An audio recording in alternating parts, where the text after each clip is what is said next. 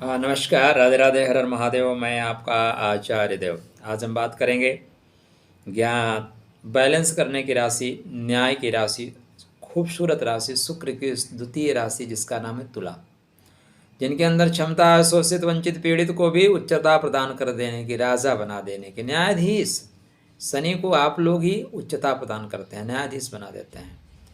और जिनके अंदर अहम है, जो उनको लगता है मैं ही सब कुछ कर सकता हूँ, उनको आप नीचता प्रदान कर देते हैं, सूर्य नारायण को।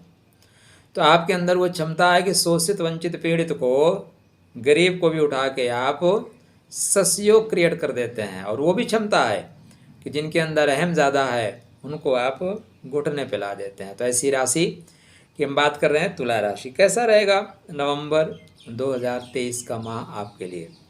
तो एक लाइन में बोलें तो अभी आपके लिए राधे राधे है। श्रेष्ठ समय नवंबर से आपके राशि पे स्टार्ट हो रहा है। अब आपको ना मिले तो ये आपकी अपनी गलती है, ठीक है ना। वर्षा हो रही है, वर्षा हो रही है और आप कहें कि हमें पानी नहीं मिला, तो ये आपकी गलती है दोस्त। रूम से तो निकलना पड़ेगा ना। भगवान आपके रूम में तो आके बारिश नहीं करेंगे, छत तोड़ दीजिए, एक ही काम हो सकता है। तो यह वक्त संभलने का है, यह वक्त जागृत होने का है, समय की गति को पहचानने का है और समय के साथ साथ ताल से ताल मिला के चलने का है, नहीं तो बेताल हो जाओगे, ठीक है। तो समय को पकड़िए, समय को समझिए। कहने की आवश्यकता नहीं है कि आपने चैनल को सब्सक्राइब नहीं किया तो कर लीजिएगा, ठीक है, बिल्कुल कहने की आवश्यकता नहीं है। हम बात करेंगे आपके लग्नेश का, सेहत कैसी रहेगी, स्वास्थ्य कैसा रहेगा, मान सम्मान। तो लग्न जो है ना, मान सम्मान का परिचायक है। ऐसे में जो स्टार्टिंग में आपके लग्नेश चल रहे हैं वो 12वें घर में चल रहे हैं। लग्नेश का 12वें में जाना, इसका मतलब है आप गतिमान होंगे। 3 नवंबर से कन्या में शुक्र महाराज चलेंगे। तो 3 नवंबर के बाद शुक्र महाराज कन्या में जाते ही नीच के नहीं होते, पहला पॉइंट याद रखिएगा। जाते ही नीच के नहीं होंगे, ये चंद्रमा के नक्षत्र में नीच के होंगे। देखो आप बहुत चंचल हो, ठीक है ना, आप बहुत ज्ञानी हो, बड़ा एजुकेशन प्राप्त करके आए और माँ के पास जाकर बैठ जाओ, बोलो माँ मैं MBA की डिग्री, PhD फला फला फला। माँ सुनेगी, बोले बैठ और बता। मतलब आपकी डिग्री का कोई वैल्यू ही नहीं। आप चाहे जितने बड़े अधिकारी बन जाओ, लेकिन आप घर से निकलोगे तो माँ बोलेगी बेटा जब ट्रेन में चढ़ना तो उसका डंडा पकड़ के चढ़ना, भले वो ट्रेन में ना चढ़ी हो। बोलेगी एरोप्लेन में जाना तो खिड़की खोल के मत देखना। आप वो ABCD नहीं जानती हैं, लेकिन वो आपको लेक्चर तो देंगे। अब जब आप ऐसे कंडीशन में जाते हो तो नीचता मतलब दुखी हो जाते हो, यार मैं सब कुछ जानता हूँ, क्यों बताया जा रहा है, लेकिन आपको सुनना पड़ेगा। तो शुक्र महाराज यहाँ पे हस्त नक्षत्र में जाके नीचता को प्राप्त हो जाते हैं, ठीक। तो यहाँ पे आप अपने रोग प्रतिरोधक क्षमता को ठीक करिएगा। यहाँ पे आपके अंदर एक विशेष खूबी होगी कि दूसरों के काम के लिए आप चुटकी बजा के तैयार, तुरंत तैयार हैं। मतलब तुमने बुलाया और हम दौड़े चले आए, 1 मिनट में आप पहुँचेंगे। अपने काम को आप डिले कर देंगे। थोड़ा सा 12वें का शुक्र, मन भटकाता है, तो भटकने में कोई दिक्कत नहीं है, लेकिन कहाँ तक भटकना है, सीमा का परित्याग नहीं करना है। सीमा का परित्याग करने के बाद बहुत परेशानी होती है, ठीक है ना। सीमाएं जब भी टूटती हैं वो परेशानी देती हैं, इसलिए सीमा में रहिएगा। तो यहाँ पे शुक्रदेव आपको मस्ती के साथ, जिंदा दिली के साथ आगे बढ़ाने वाले हैं। बुध महाराज आपके कुंडली में आपके लगन में स्टार्टिंग में रहेंगे, उसके बाद चलेंगे सेकंड हाउस में धन के घर में चलेंगे। बुध का धन के घर में गोचर करना बेहतर परिणाम देता हुआ आपको दिखाई दे रहा है। देखिए यहाँ पे अगर आप देख रहे हैं ना, तो बुध महाराज क्या है, आपके भाग्य के स्वामी हैं। भाग्यम फलत सर्वदा न विद्यान च पौरुषम, भाग्यशाली हो रहे हैं। और भाग्य अगर आपको सपोर्ट करेगा ना तो सारी चीज़ें आपके सपोर्ट में आ जाएंगी। तो भाग्य से चीज़ें ठीक हो रही हैं, भाग्य आपका सपोर्ट कर रहा है। वृश्चिक में चलेंगे। वृश्चिक में इनका एक अपना नक्षत्र है, किसका, बुध महाराज का, जिसका नाम है ज्येष्ठा नक्षत्र। और ज्येष्ठा का मतलब होता है बड़े हो के काम करना या संतुलन बनाना या चीज़ों को ज्ञान के स्तर पे करना। तो अगर आप बुद्धिमत्ता के साथ काम करते हैं डेफिनेटली लाभ होगा आपको। और आपके जीवन में स्टार्टिंग में अच्छा क्या हो रहा है, सूर्य नारायण लगन में, मंगल देव आपके लगन में, ठीक है ना, बुध देव आपके लगन में। तो भाई आपके कुंडली में आप देखें तो लाभ के स्वामी आपके लगन में, भाग्य का स्वामी लगन में, वित्त मंत्री आपके लगन में, ठीक। तो सारे मंत्री तो आपके लगन में राशि में बैठे हुए हैं, तो आपको लाभ तो स्टार्टिंग से हो रहा था। माह धनात्मक दृष्टिकोण से कंटिन्यू मजबूत होने का है, आगे बढ़ने का। अगर इस माह में भी आप अर्थ नहीं कमा पा रहे हैं तो फिर अर्थ कमाओगे कब मेरे भाई, फिर पैसे कब कमाओगे? यही तो वक्त है। मतलब आंधी चल रही, उसमें भी अगर आम आपको ना मिले, आंधी के आम भी ना मिले, तो फिर आपको नहीं मिलेगा।